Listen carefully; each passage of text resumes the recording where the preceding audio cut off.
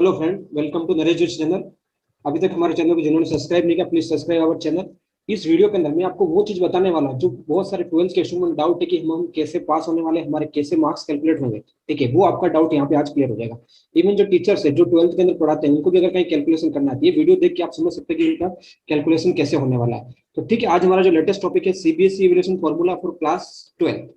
ठीक है, तो सबसे पहले जो आपको पता है कि हमारे प्राइम मिनिस्टर ने जो 12th के एग्जाम को कैंसिल किया था और उसके साथ उन्होंने बताया कि हम इसका एक फॉर्मूला लाएंगे। तो उन्होंने कमेटी डिसाइड किया और कमेटी ने फॉर्मूला डिसाइड किया और उन्होंने डिपेंडेंट बनाया। अब उन्होंने कमेटी ने रिजल्ट दिया कि ये इशू को सुप्रीम कोर्ट में भी गया और सुप्रीम कोर्ट के अंदर जो उन्होंने फॉर्मूला सजेशन किया वही फॉर्मूला फाइनली एक्सेप्ट हुआ और सुप्रीम कोर्ट ने भी एक्सेप्ट किया। ठीक है, और उसी की जो कॉपी मुझे मिली उसी कॉपी के बेस में ये जो पूरा वीडियो बना रहा हूँ आप देख सकते हो। ठीक है, तो रिजल्ट अब सबसे पहले क्या होगा, कैसे रिजल्ट प्रिपेयर होगा। तो हर एक स्कूल, इंडिविजुअल स्कूल क्या करेगा, एक रिजल्ट कमेटी प्रिपेयर करेगा अपने खुद के बेस पे। ठीक है, हर एक स्कूल क्या करेगा, अपने बेस पे एक रिजल्ट कमेटी डिसाइड करेगा। उस रिजल्ट कमेटी के अंदर कितने 5 मेंबर्स होंगे। ठीक है, तो 5 मेंबर्स में सबसे फर्स्ट उसका जो चेयरपर्सन होगा वो होगा प्रिंसिपल होगा। स्कूल का जो प्रिंसिपल होगा वो क्या होगा, उसका वहां का चेयरपर्सन होगा। ठीक है, तो ये मैं आपको बता सकता हूँ। उसके बाद सेकंड चीज है, दूसरा आपका जो दो टीचर रहेंगे जो सीनियर मोस्ट टीचर रहेंगे। ठीक है, सीनियर मोस्ट टीचर 2 वो आपको वहां से स्कूल से रहेंगे। ठीक है, जो उसी स्कूल के। और 2 teachers teaching class in 12th, लेकिन it should be from neighbouring school. मतलब जो 2 टीचर और रहेंगे वो क्या होंगे, मतलब आपके पास में कोई नेबर में कोई 12th का स्कूल है वहां से रहेंगे। ठीक है, जो 12th को पढ़ाते हो। ठीक है, तो ये आपको वहां पे इसमें फोकस किया गया टीचर कम्युनिटी। टोटल मिलाकर यहाँ पे कितने 5 मेंबर हो, ये पांचों मिलकर उस फॉर्मूले को डिसाइड करेंगे कि क्या होगा क्या नहीं, उसको आगे फॉलो करेंगे। अब कैसे असेसमेंट होने वाला, क्या असेसमेंट क्राइटेरिया। ठीक है, तो इस असेसमेंट क्राइटेरिया में आप देखेंगे, असेसमेंट क्राइटेरिया जो बना है उन्होंने डिसाइड किया था 40:30:30। ठीक है, तो ये कैसे कैलकुलेट होने वाला ये मैं आपको आज बताना होगा। देखो यहाँ पे, तो सबसे पीछे आपको यहाँ पे फोकस करना है कि ये जो क्राइटेरिया देखिए यहाँ पे सबसे फर्स्ट जो क्लास 12th बताया है यहाँ पे देखिए, क्लास 12th में। ठीक है, यहाँ पे क्लास 12th में कौन से मार्क्स आपके इंक्लूड होने वाले, 40% होने वाले। जो 40% यहाँ पे इंक्लूड बोला है वो आपका 40% कहाँ से इंक्लूड होगा, क्लास 12 से। अब क्लास 12 में कौन सा, आपने एग्जाम तो दिए नहीं, लेकिन आपने स्कूल के अंदर आपको क्या ऑनलाइन या ऑफलाइन मोड में कैसे भी आपका यूनिट टेस्ट होगा या प्री बोर्ड एग्जाम होगा या मिड टर्म एग्जाम होगा। तो उन्होंने बोला कि इसमें से कोई भी आप एग्जाम या तो यूनिट टेस्ट ले सकते हो या प्री बोर्ड एग्जाम के मार्क्स सकते हो या मिड टर्म एग्जाम के मार्क्स। और ऐसा भी सजेशन था कि pre board exam and mid term exam के मार्क्स भी आप कंसिडर कर सकते हो। तो वो कौन डिसाइड करेगा, वो रिजल्टिंग कमेटी डिसाइड करेगी हमको कौन से मार्क्स कंसिडर करने हैं। ठीक है, it is depends on individual school. ठीक है, तो उसका 40% वो 12 के मार्क्स से, वो जो मार्क्स अवार्डेड होंगे हर स्टूडेंट को हर सब्जेक्ट के अंदर वहां से कैलकुलेट होगा। मैं एग्जांपल देके आपको बताने वाला हूँ, वीडियो पूरा एंड तक देखना है। ठीक है, इन्होंने अभी तक नरेश चंद्र चैनल को सब्सक्राइब नहीं किया, सब्सक्राइब और चैनल। नेक्स्ट है आपका असेसमेंट जो होगा कहां से होगा, 11 से, क्लास 11 से फाइनल थ्योरी। ठीक है, फाइनल थ्योरी में जो आपके सब्जेक्ट में 30% वहां से इंक्लूड होने वाला है। और 10th का ये सबसे सस्पेंसिंग इशू आप देखना, मैं आपको एग्जांपल में बताने वाला हूं कैसे क्या होगा। Class 10th average of best 3 performing subject theory marks. मतलब यहाँ पे आपके क्लास 10th के मार्क्स लेंगे, लेकिन उसमें कौन से लेंगे, बेस्ट 3 सब्जेक्ट, जिसे स्टूडेंट ने 3 सब्जेक्ट में सबसे हाईएस्ट मार्क्स किए उसका एवरेज यहाँ पे लिया जाएगा। ठीक है, तो ये आपका क्या हो गया, फॉर्मूला हो गया 40:30:30। ठीक है, तो hope you understand this formula. अभी आपको मैं आपको, ठीक है, सो नेक्स्ट हम देखेंगे कि अब हाँ यहाँ पे कंडीशन है जो आपको पता होनी चाहिए, क्या कंडीशन है। ठीक है, तो केस, कुछ केस है देखो। अब यहाँ पे कंडीशन ऐसी हो सकती है कि भाई कुछ स्टूडेंट ऐसे भी हो सकते हैं, जैसे आपको बताऊं कि उनको ऐसा लग सकता है कि भाई वो उस क्राइटेरिया के अंदर सेटिस्फाइड नहीं है। क्या condition, case number 1, any students fails to satisfy the qualifying criteria and they will keep in essential repeat और कंपार्टमेंट। मतलब कोई ऐसा स्टूडेंट है जो इस क्राइटेरिया के अंदर भी फेल हो जाता है। ठीक है, वो सेटिस्फाइड नहीं होता इस क्राइटेरिया, वो फेल हो जाता है। तो ऐसे स्टूडेंट को क्या करेंगे, वो एसेंशियल रिपीट या फिर एसेंशियल रिपीट और कंपार्टमेंट में डालेंगे। उनको जब भी एग्जाम होगा उस टाइम वो एग्जाम दे सकते हैं। ठीक है, ये चीज यहाँ पे क्लियर हो गई। ठीक है, अगर स्टूडेंट इस क्राइटेरिया में भी पास नहीं हो पा रहे हैं तो फिर जब उनको एग्जाम होगा तब उनको एग्जाम देना पड़ेगा। ठीक है, उनको उन्होंने उसमें किस कैटेगरी में डाल दिया, उन्होंने एसेंशियल रिपीट और कंपार्टमेंट में डाल दिया। अब नेक्स्ट ऐसा हो सकता है कि कुछ स्टूडेंट को डाउट भी हो सकता है कि भाई हम इससे सेटिस्फाइड नहीं है, हमको ऐसा है। तो वो स्टूडेंट भी क्या सकता है, जब एग्जाम होंगे तब आप जब भी कोरोना का लॉकडाउन जो हमारा खत्म हो जाएगा और जब भी सीबीएसई एग्जाम कराएगा वो एग्जाम उस समय वो दे पाएंगे। ठीक है, नेक्स्ट है case number 2, any students who change their school and appearing exam at present school. मतलब क्या होता है कि स्कूल के बहुत सारे ऐसे स्टूडेंट जिन्होंने 11th का और पढ़ा है और 12th किसी और स्कूल में जाके पढ़ रहे हैं, ठीक है। अब उन स्टूडेंट के लिए क्या होगा कि मान लो उनके मार्क्स कैसे कैलकुलेट होगा यहाँ पे, क्योंकि उन्होंने ऐसा बताया है कि आपके 10th के मार्क्स कैलकुलेट होंगे, 11th के मार्क्स कैलकुलेट होंगे। अब 10th और 11th, लेकिन वो स्टूडेंट ने क्या किया, 10th और 11th वहां पढ़ा ही नहीं है, तो उस सिचुएशन में क्या होगा, उस सिचुएशन में यहाँ पे कंडीशन बताइए, but present school don't have previous 3 years record, ठीक है, उनके पास प्रीवियस 3 इयर्स का डेटा नहीं होगा। तो उस सिचुएशन में आपको क्या करना, board will provide to this data, ठीक है। 10th का और 11th का डेटा कौन प्रोवाइड करेगा, बोर्ड प्रोवाइड करेगा, और ये आपको बोर्ड से अप्रोच करना पड़ेगा कि हमको ये डेटा चाहिए, ठीक है, इसके लिए कंडीशन है। नेक्स्ट है केस नंबर 3, आपको यहाँ पे चीज practical, internal assessment and theory exam में आपको सेपरेटली पास होना पड़ेगा, ठीक है, ये कंडीशन आपको ध्यान रखना, ठीक है, होता है। और एक कंडीशन उन्होंने प्लस माइनस 5 मार्क्स की है, जो आपको मिड टर्म वो डिपेंड्स ऑन रिजल्टिंग कमेटी कहाँ आपको देती है, वो डिपेंड्स रहेगा, ठीक है।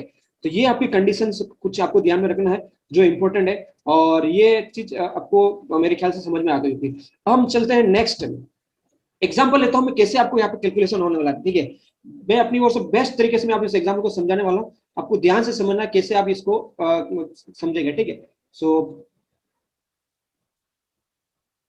सो देखिए, अभी मैंने क्या किया, ये 10th की मार्कशीट ले ली, ठीक है, ये मेरा 10th की मार्कशीट है, मैंने, ठीक है, इसी स्टूडेंट का अपने मार्कशीट नहीं किया, उसके हिंदी के 55 मार्क्स है, थ्योरी मार्क्स पढ़ रहा हूँ, ठीक है, ध्यान रखना, यहाँ पे आपको सिर्फ थ्योरी मार्क्स ही कैलकुलेट हो कंसिडर किया उन्होंने, बाकी कोई जैसे बहुत सारे साइंस में प्रैक्टिकल होता है, किसी स्कूल में प्रैक्टिकल होते हैं, ठीक है, वो यहाँ पे कंसिडर नहीं किया उन्होंने, सिर्फ थ्योरी मार्क्स को कंसिडर किया जो आपने 10th के मार्क्स आपको मिले होंगे, ठीक है। जैसे हिंदी के अंदर आपको 55 मार्क्स मिले, 80 में से, इंग्लिश में आपको 72, साइंस में आपको 68 का आउट ऑफ 80 है, ठीक है, मैथ्स में 80 आउट ऑफ 80 है, सोशल साइंस में आपको 74 में से आउट ऑफ 80 है, लैंग्वेज 3 में आपकी कोई भी लैंग्वेज हो सकती है, ठीक है, जो आपके स्कूल में चल रही हो, ठीक है, मैंने यहाँ पे एक संस्कृत का एग्जाम्पल लिया, ठीक है, उसको आपको 58 मार्क्स मिले।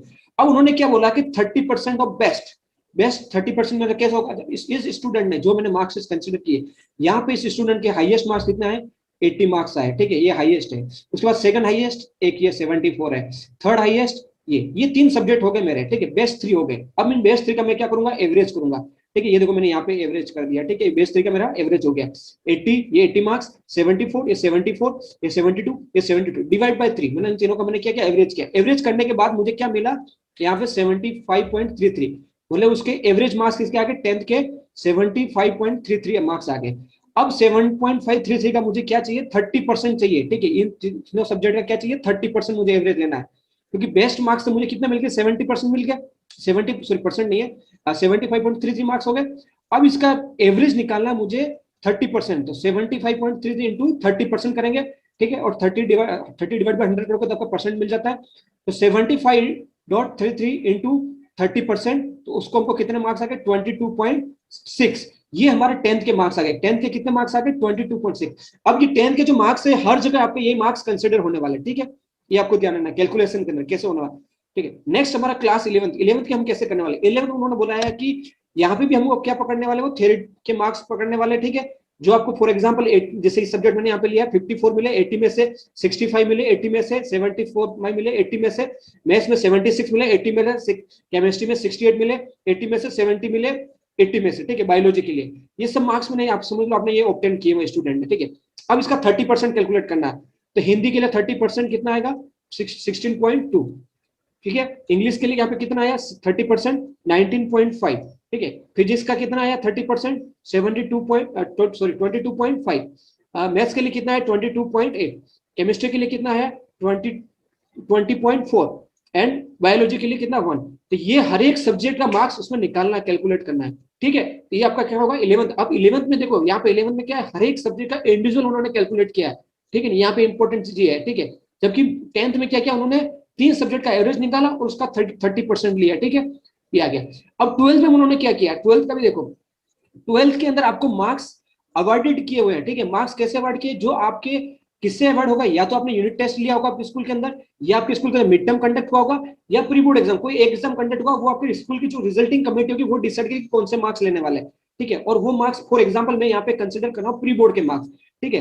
तो मैंने यहाँ पे जो प्री बोर्ड में उनको स्टूडेंट को मार्क्स हर सब्जेक्ट के अंदर अवॉइडेड कितने किए हैं वो यहाँ पे मैं ले रहा हूँ, ठीक है। जैसे उनको हिंदी के अंदर 50 मार्क्स उनको अवॉइड हुए प्री बोर्ड के अंदर, इंग्लिश के अंदर अवॉइड हुए 60 मार्क्स, फिजिक्स उनको प्री बोर्ड में अवॉइड दिए मार्क्स कितना 70, मैथ्स में उनको 70, केमिस्ट्री में 66 एंड बायोलॉजी में 72। अब ये उनको मार्क्स कितने 80 में से उनको अवॉर्ड कर दिया, भाई हमको इतने मार्क्स उनको स्टूडेंट को हर सब्जेक्ट में अवॉर्ड किया 80 में से, ठीक है। उसका उन्होंने 40% निकला इंडिविजुअल सब्जेक्ट का, इसका 40%, इसका 40% इंग्लिश का, फिजिक्स का 40%, मैथ्स का 40%, केमिस्ट्री का 40% और 40% इसका, ये सभी आपका उसका 40% मिल गया, ठीक है। तो इस प्रकार आपकी 10th का 30%, 11th का 30% और ये 12th का 30%, इन सबको हमको क्या करना है प्लस करना है। अब प्लस कैसे करना है ये इंपॉर्टेंट है, ठीक है। तो ये जब देखते हैं हम कैसे आगे प्लस इंपॉर्टेंट वाला, ठीक है। तो देखो कैसे किया, इन सबको मैं ऐड करने वाला हूँ, ठीक है। 10th के सभी, 10th का जो मेरा 22.6 मार्क्स है, जो मार्क्स मुझे मिले और हर एक सब्जेक्ट, अब मैं देखो आपको आगे क्या बताता हूँ। ये हमारी फाइनल मार्कशीट प्रिपेयर होने वाली, कैसे होने वाली देखिए। अब मैं यहाँ पे एक सब्जेक्ट पकड़ने वाला हूँ, एक सब्जेक्ट लेके आपको समझा दूंगा, ठीक है। दो सब्जेक्ट रहेगा हमारा, फॉर एग्जाम्पल मैंने यहाँ पे पकड़ लिया फिजिक्स, ठीक है, सॉरी फिजिक्स जो हमारा सब्जेक्ट रहने वाला, मैं यहाँ पे कंसिडर कर रहा हूँ फिजिक्स, ठीक है। अब फिजिक्स के सब्जेक्ट लिया, मुझे उसके मार्क्स कैलकुलेट करने हैं, तो मैंने क्या किया 30% ऑफ 10th के मार्क्स, 30% 10th के मार्क्स मुझे कितने मिले थे 22.6, ये मेरे 10th के मार्क्स हो गए। फिर मुझे 11th की चाहिए था 30%, लेकिन उसमें हमको क्या पकड़ना है इंडिविजुअल सब्जेक्ट का पकड़ना है। अब 12th के अंदर फिजिक्स के अंदर कितने आए थे 22.5, वो यहाँ पे आ गए, ठीक है। उसके बाद मुझे फिजिक्स के अंदर 12th के अंदर प्री बोर्ड के अंदर कितने अवार्ड हुए, वो मार्क्स 28 अवार्ड हुए, ठीक है। इन तीनों का सम मेरा कितना हो गया 73.1, इसको मैंने राउंड अप कर दिया 73, ये ठीक है। ये टोटल असेसमेंट आ गया कितना, ठीक है 40:30:30 का, ठीक है। मतलब इन तीनों को हमने क्या किया प्लस कर दिया और इसका टोटल हमने यहाँ पे निकाला, ठीक है। उसके बाद आपको कॉलेज क्या करेगा, जो आपके स्कूल में जहां पढ़ते हो वहां पे आपको प्रैक्टिकल या इंटरनल असेसमेंट रहेगा, उसके मार्क्स मिलेंगे 20 में से, ठीक है। तो वो 20 में से मार्क्स यहाँ पे कितना हो गए, मान लो यहाँ पे फिजिक्स के अंदर उसको 80 मार्क्स मिले, ठीक है। तो इन चारों का सम मिल जाएगा, ठीक है। 22.6, 22.5, 28 प्लस 18, इसका टोटल मार्क्स कितने आ गए आपके फिजिक्स में 90 बना गए। और ये मार्क्स कितने में से 100 में से आएंगे, जो सब्जेक्ट आपको कितने मिलेंगे 100 मिलेंगे। तो ये जितने भी सब्जेक्ट रहेंगे उन सभी के मार्क्स आउट ऑफ 100 ही रहने वाले हैं, सिर्फ कैलकुलेशन ही होगा। चलो एक एग्जांपल और समझ लेते हैं, ठीक है, केमिस्ट्री का। मान लो मुझे केमिस्ट्री यहाँ पे मिला, ठीक है। अब केमिस्ट्री मेरे को 10th में तो मार्क्स फिक्स है, देखो 10th के अंदर कोई चेंज नहीं होना, सबके अंदर मार्क्स 22.6 ही रहने वाले हैं। अब 11th के अंदर मुझे केमिस्ट्री के अंदर मार्क्स मिले मेरे कितना 20.4, और उसके बाद प्री बोर्ड के अंदर मेरा 12th के अंदर प्री बोर्ड का जो कैलकुलेशन हुआ उसमें 26.4 आए, ठीक है। और ठीक है, अब उन तीनों को हमने क्या किया, ये तीनों मार्क्स को हमने क्या किया ऐड कर दिया, तो हमारा 69 ये आ गया, ठीक है। और उसके साथ प्रैक्टिकल का हमको 20 मार्क्स मिल गए, ठीक है। उसके बाद हमारा फाइनल मार्क्स कितना आ गया 89 आ गया, इस तरीके से। अब यहाँ पे मैंने साइंस के स्टूडेंट का एग्जाम्पल लिया है, ठीक है। तो ये जो एग्जाम्पल लिया है साइंस का, अब यहाँ पे आर्ट्स भी हो सकता है, कॉमर्स भी हो सकता है, कुछ भी हो सकता है, सब्जेक्ट आपके चेंज होते हैं, लेकिन आपका इसी तरीके से आपका कैलकुलेशन होने वाला है, ठीक है। मैं आशा करता हूँ आपको ये समझ में आएगा, मैंने पूरी मतलब दिमाग लगा के आपको इसको पूरा समझाने का ट्राई किया हूँ और कैलकुलेशन। ये कहाँ से मैंने रेफर किया, ये सर्कुलर आप देख सकते हो, ये सीबीएसई की वेबसाइट पे आपको मिल जाएगा, ठीक है। यहाँ से आप इस वेबसाइट को, ठीक है, इसका लिंक मैं नीचे दे दूंगा वीडियो के नीचे, आप वहां से डाउनलोड भी कर सकते हो, चेक भी कर सकते हो, ठीक है। अगर वीडियो पसंद आया थैंक यू वेरी मच, और थैंक यू विद आपको वीडियो देखने के लिए। जिन्होंने अभी तक पूरा वीडियो नहीं देखा एक बार वापस देखना मैं रिक्वेस्ट कर रहा हूँ, ठीक है। बीच में जिन्होंने भगा के देखा है, ठीक है, पूरा का पूरा वीडियो देखो। और अगर वीडियो पसंद आ रहा है तो इसको ज्यादा से ज्यादा आपको शेयर करना है अपने फ्रेंड के साथ जो 12th में पढ़ रहे हैं, इवन टीचर के साथ भी सर, इवन पेरेंट्स के साथ भी आपको शेयर करना है, ताकि वो समझ सके उनके स्टूडेंट के या उनके बच्चे के या उसके पेरेंट्स के, मतलब जो भी देख रहे हैं इस वीडियो को, उनके मार्क्स कैसे कैलकुलेट होने वाले हैं, ठीक है। तो आपको ये वीडियो ज्यादा से ज्यादा शेयर कर देना है। Thank you very much friends.